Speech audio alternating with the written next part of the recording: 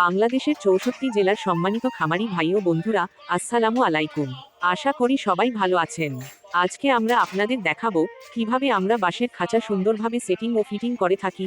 বাঁশের খাঁচা তৈরি করতে হলে সঠিক মাপ এবং শক্ত সেটিং খুবই গুরুত্বপূর্ণ। সঠিকভাবে কাজ করলে খাঁচা অনেকদিন থেকে এবং ব্যবহারেও সুবিধা হয়। প্রথমে আমরা সাইজ অনুযায়ী স্ট্যান্ডের খুঁটিগুলো কেটে নেই। এই খুঁটিগুলোই খাঁচার মূল ভিত্তি, তাই মাপ ঠিক রাখা খুব জরুরি। এরপর আমরা স্ট্যান্ডগুলো এক এক করে বসাই এবং মজবুতভাবে ফিটিং করি।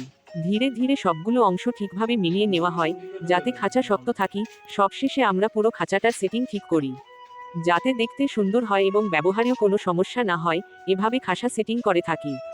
আশা করি ভিডিওটি আপনাদের ভালো লেগেছে। ভালো লাগলে লাইক দিন, শেয়ার করুন, যাতে অন্য খামারি ভাইরাও উপকৃত হন। সবাই ভালো থাকবেন, ধন্যবাদ। আমি কিন্তু মইরা গেলে আমারে আর কাইন্দা তুই খাইবি না।